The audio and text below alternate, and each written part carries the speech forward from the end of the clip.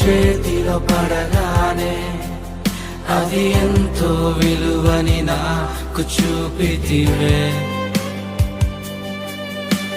జీవమే లేని నాలోని జీవమును నింపుటకు నీ జీవితాన్నే తారబోసితివే.